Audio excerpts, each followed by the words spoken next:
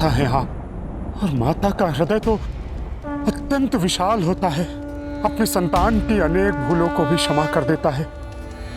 तो आज अपने पुत्र के नामकरण संस्कार के दिवस क्या आप मुझे क्षमादान नहीं देंगी माते?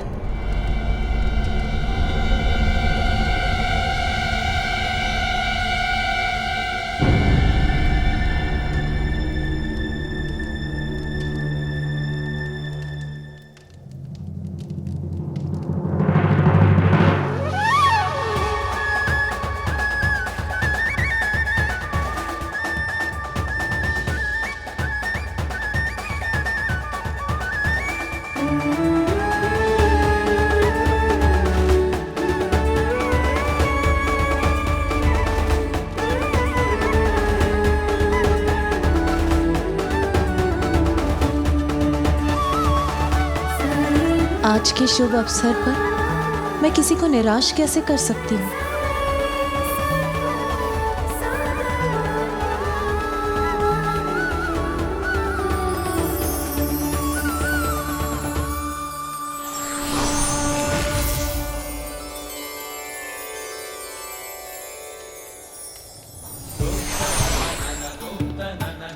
लीजिए शनिदेव, आपकी यहाँ की यात्रा और याचना दोनों सफल हुई। मैंने आपको क्षमा की। मेरा पांव पुनः कुशल हो गया, अब कोई पीड़ा नहीं है मुझे। मुझे क्षमा करने के लिए आपका कोटि कोटि धन्यवाद माता। मैंने आपको इतना कष्ट पहुंचाया किंतु मेरी एक गुहार पर आपने मुझे क्षमादान दे दिया, मेरे सभी कष्टों को दूर कर दिया। इससे बड़ी उदारता और क्या होगी माता। देवी पार्वती, आपको कोटि कोटि धन्यवाद। आज के शुभ दिवस पर उपहार तो मुझे देना चाहिए था, किंतु हम पर उपकार आपने किया। मेरे स्वामी को क्षमादान का उपहार दिया आपने, जो मेरे और स्वामी के लिए एक वरदान के समान है। मैं तो बस गजानन को यही आशीष देना चाहती हूँ कि सभी अनिष्ट उससे सदा दूर रहे, कोई भी संकट उसके समीप आने से पूर्व ही नष्ट हो जाए। यही मेरी मंगल कामना है गजानन के लिए। किंतु कहाँ है मेरा पुत्र गजानन? अतिथि सत्कार में इतनी व्यस्त हो गई कि बहुत समय से उसे देखा ही नहीं। देवी पार्वती, कोई और भी है जो आपसे भयभीत? कौन कौन भयभीत है मुझसे भ्राता श्रीहरि? वहां देखिए।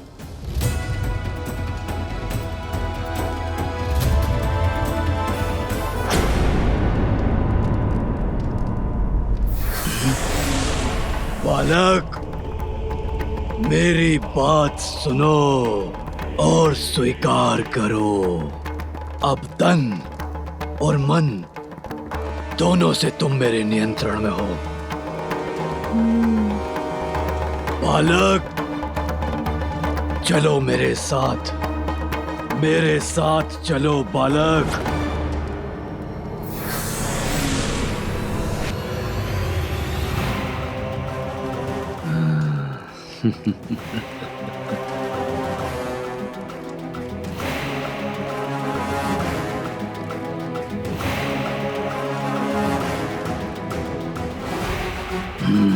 हाँ, उचित है। आगे बढ़ो बालक, बढ़ो आगे। चलो मेरे साथ, चलो बालक।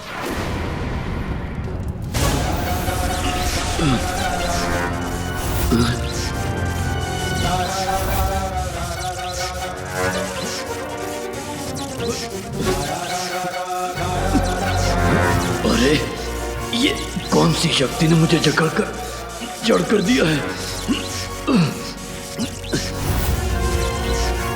तनिक भी नहीं हिल पा रहा हूं मैं, और शक्ति लगाकर देखता हूं। कौन है भयभीत मुझसे भ्राता श्रीहरि?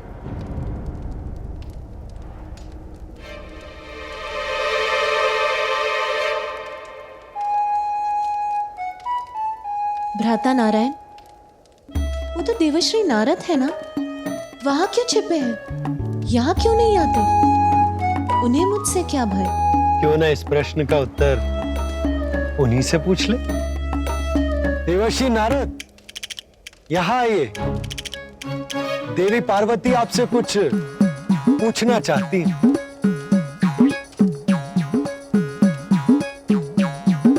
प्रभु नारायण, कहां फंसा दिया आपने मुझे? यदि सत्य जानकर माता पार्वती को क्रोध आ गया तो मैं क्या करूंगा? देवश्री नारद ने तो मेरे प्रति कोई अपराध नहीं किया, फिर वो मेरे समक्ष आने में क्यों भय कर रहे हैं?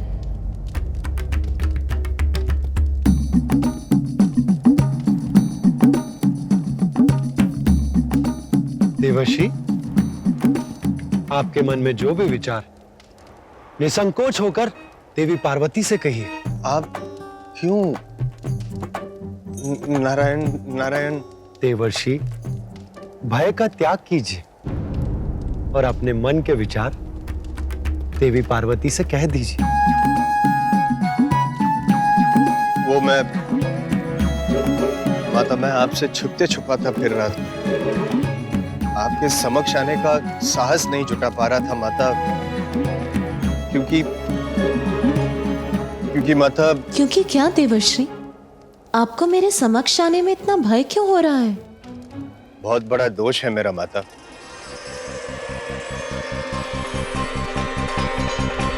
अधिक समय तक देखने का कौन दे रहा है सुझाव? क्षण भर के लिए देख लीजिए, यही है नारद का भाव। क्षणिक देख के घुमा लीजिएगा अपनी दृष्टि, इसमें कहाँ घूमने वाली है सृष्टि। मैंने ही शनिदेव को अपने शब्दों के जाल में उलझा कर किया भ्रमित, और कैलाश आकर आपके पुत्र का मुख देखने के लिए किया प्रेरित।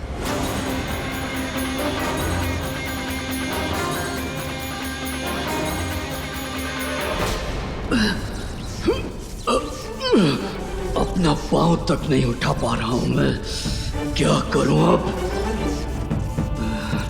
हाँ, उचित है, उचित है, उचित है। ये तो स्वर मेरा था, किंतु मैंने तो कुछ कहा भी नहीं।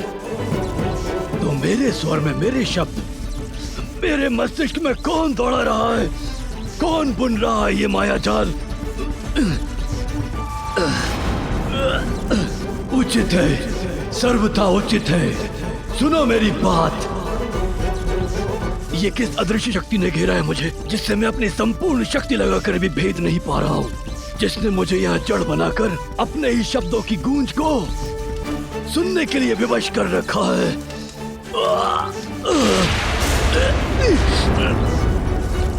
उचित है, सर्वथा उचित है। सुनो मेरी बात। तुम गजमुख बालक, ये क्या कर रहे हो मेरे साथ? हाँ, उचित है, सर्वथा उचित है। मैं क्या कर रहा हूँ? मुझे तो लगा कि आप कहीं जा रहे हैं। ये कोलाहल, ये शोर, ये स्वर तुम्हें सुनाई नहीं दे रहा बालक? बंद करवाओ इसे। बंद करवा दूं? ये सब हमारे अतिथि हैं, और अतिथि तो देवता समान होते हैं। और जब देवता ही अतिथि हैं, उनका तो और भी आदर करना चाहिए ना। तो मैं उन्हें वार्तालाप करने से और हंसने से कैसे रोक सकता हूँ? किंतु मैं इस उत्सव के स्वरों को शांत नहीं करा सकता। उचित है, सर्वथा उचित है। मुझे इस बात का ज्ञात है कि मैंने भूल की है बहुत, किंतु मैं आपसे विनती करता हूं माता, कृपया मुझे दंडित ना करें। हाथ जोड़ के मैं क्षमा मांगता हूं। जिसे आप एक भूल कह रहे हैं, उसने शूल बनकर भेद दिया था मेरे हृदय को। ऐसा आघात दिया था जिसकी पीड़ा मैं भूल नहीं सकी हूं। पिता और पुत्र के मध्य भीषण युद्ध करवाने का कार्य किया था आपकी इस भूल ने। मुझे ज्ञात है माता, मेरे कारण कितना अनित हुआ है, इसीलिए मैं क्षमा प्रार्थी हूं। किंतु मैंने जो भी किया माता, उसमें मेरा हेतु केवल जगत कल्याण था। जगत कल्याण में तो हमारा भी कल्याण निहित है। उत्तर दीजिए मुझे, आपके इस कृत्य से जो कष्ट हमें पहुंचा है, उसके लिए कौन उत्तरदायी है? मैं। किंतु मैं वो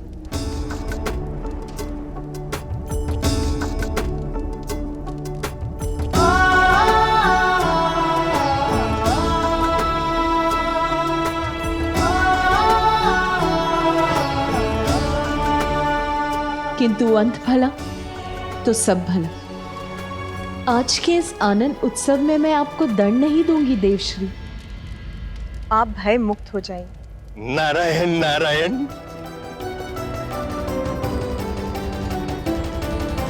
किंतु प्रत्येक क्रिया की प्रतिक्रिया अवश्य होती है। ये मत भूलिए देवश्री, व्यक्ति का कोई भी कर्म, उसकी कोई भी भूल नियति कभी नहीं भूलती। अपने कर्मों का परिणाम तो सभी को भुगतना होता है देवश्री। आपकी इस भूल के कारण एक समय ऐसा आएगा जब आप भी अपने पिता ब्रह्मदेव का विरोध करेंगे और अपने पिता के विरोध जाना आपके लिए शुभ नहीं होगा देवश्री। मैं आपको दंडित नहीं करूंगी। किंतु नियति न्याय अवश्य करती है और ये नियति का न्याय होगा। हे माता, कृपया बताएं मुझे कि क्या होगा, कैसे होगा। यदि आप मुझे इस बात का संकेत दे देती तो मैं सावधान हो जाता माता। नियति का न्याय निर्धारित होता है, इतना तो जानते हैं ना आप देवश्री। जो भी होगा भयंकर होगा, किंतु वो आपके समक्ष समय आने पर ही आए।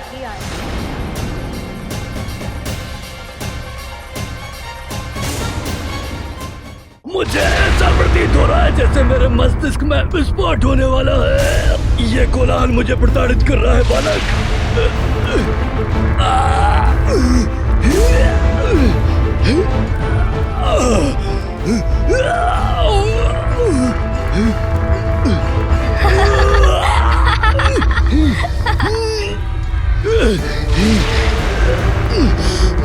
अवश्य दिव्य है ये बालक और अनेक दिव्य शक्तियों का स्वामी है, किंतु इसे इसका भान भी नहीं।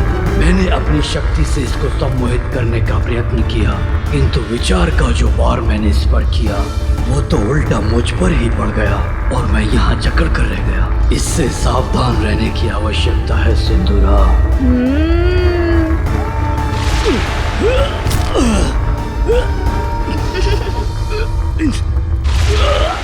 मुझ पर दया करो। अरे ये आप क्या कर रहे हैं? देखिए ये क्रीड़ा मुझे नहीं भा रही है। आप गिर क्यों गए मेरे समक्ष? ऐसा क्यों कह रहे हैं जैसे मैंने आपको कुछ किया हो? मैंने तो कुछ भी नहीं किया, आप ही गिर गए यहाँ और ऐसे चित्कार कर रहे हैं। ये स्वर जो मेरे मस्तिष्क के भीतर गूंज रहे हैं मेरे सिर के टुकड़े टुकड़े कर देंगे, ये अंत कर देंगे मेरा। इन्हें रोक दो। ओह, तो आपके मस्तिष्क में कुछ है जिससे आप इतने विचलित हो रहे हैं। कोई बात नहीं, मैं अभी निकाल देता हूँ उसे। सोम जी आइए, इनकी पीड़ा दूर करते हैं।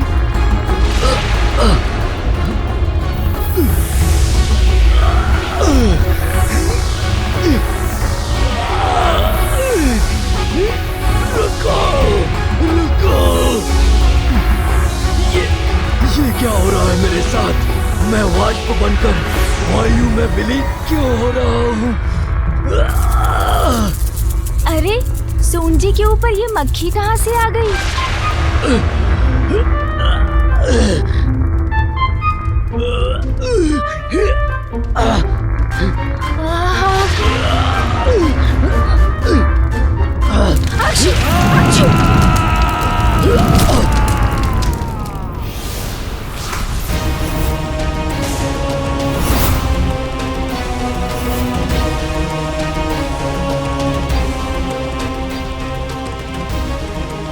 क्या हुआ पुत्र?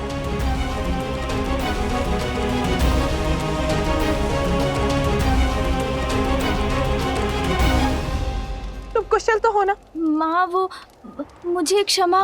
तुम्हें क्या? क्या हुआ था पुत्र तुम्हें?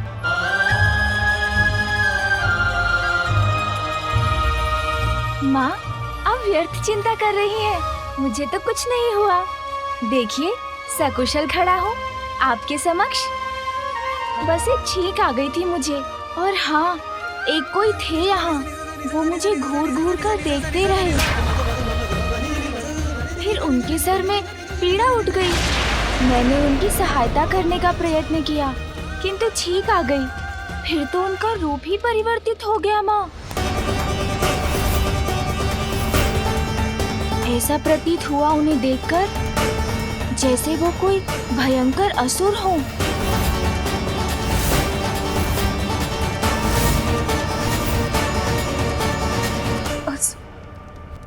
और यहाँ कैलाश में? गौरी, क्या हुआ? गजानन कुशल तो है? स्वामी, एक असुर था यहाँ और हम उसे पहचान नहीं सके। गजानन पर घात लगाए बैठा था। कौन हो सकता है वो असुर स्वामी?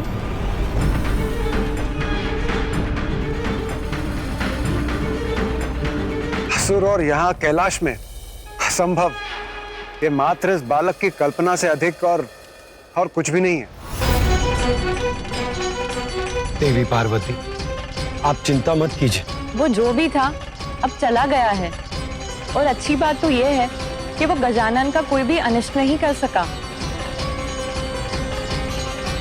महादेव, कदाचित तब तक कैलाश की सुरक्षा और सुदृढ़ करने की आवश्यकता है जब तक गजानन थोड़ा बड़ा नहीं हो जाता। माता, इसी पल से मैं और अन्य सभी गण बालक गजानन के समीप रहेंगे, सदैव उन पर दृष्टि बनाए रखेंगे। आप चिंता ना करें। आज उसका कोई अनिष्ट नहीं हुआ, इसीलिए शांत हो जाओ। यही सुझाव है ना आपका भ्राता श्री हरि नारायण, देवी लक्ष्मी? किंतु कैसे? सभी संकटों से संतान की रक्षा करना तो एक माँ का कर्तव्य होता है। संकट मुख खोले खड़ा, तो मैं उससे मुख कैसे मोड़ लूं? मेरे पुत्र का कोई अहित हो, उसकी प्रतीक्षा नहीं करूंगी मैं, क्योंकि तब कुछ करने का भी क्या लाभ होगा। शांत नहीं रहूंगी मैं।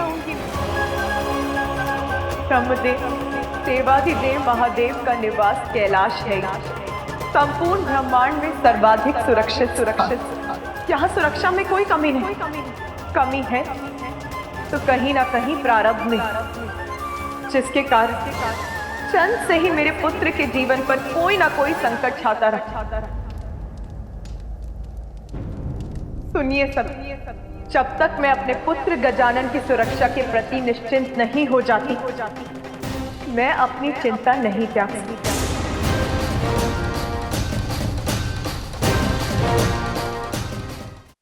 चंद के कुछ समय पश्चात स्वयं उसके पिता महादेव के त्रिशूल ने उसके शीश को उसके तन से विलग किया। फिर उसे एक नवीन शीश एक गज का ही मिल सका। और आज यहाँ आप सभी की उपस्थिति में एक असुर ने यहाँ आकर मेरे पुत्र पर घात लगाने का साहस किया, तो फिर भविष्य में कौन सा अज्ञात संकट किस रूप में उस पे टूटेगा, ये किसे ज्ञात? माता, जो भूतकाल में हो चुका है उसका विचार कर स्वयं को कष्ट देना उचित नहीं, और जो हो ही नहीं सकता उसकी कल्पना कर उसकी चिंता करना और भी कष्टदायक हो सकता है। माता, इस सुर सभा में किसी असुर का प्रवेश करना असंभव है, और हमारे पास यहाँ किसी असुर के होने का प्रमाण भी नहीं। इसलिए संभव है कि इस बालक ने अपनी कल्पना से कोई गलत कर लिया। देवी पार्वती, आप गजानन की मां हैं। आपका उनके लिए चिंतित होना स्वाभाविक है, किंतु आप हम पर विश्वास कीजिए, हम सभी गजानन की सुरक्षा का ध्यान रखेंगे। उनके साथ कुछ भी अनिष्ट नहीं होगा। भूतकाल में काल के प्रकोप को भूलने की बात कर रहे हैं देवरा। प्रमाण चाहिए आपको। देखिए गजानन का गज और स्मरण कीजिए ये मुख उसे किस लिए देना पड़ा। ठहर जाइए, किसी को भी भीतर जाने की अनुमति नहीं है।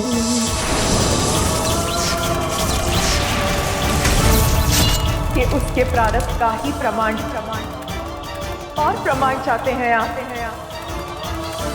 तो सुनिए। एक माँ का हृदय अपनी संतान पर आए छोटे से छोटे संकट को भी भाप लेता। तेरी आशंका निराधार नहीं।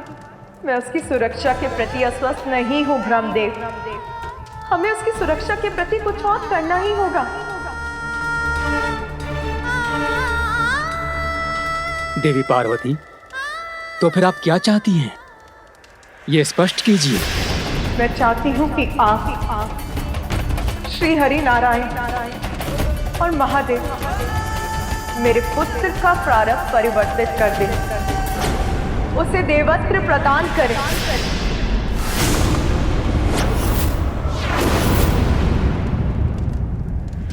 क्षमा करें माता, किंतु मैं आपका ये प्रस्ताव समझने में असमर्थ हूं। क्या केवल भोलेनाथ और आपके पुत्र होने मात्र गजानन को हम देवता के पद पर स्थापित कर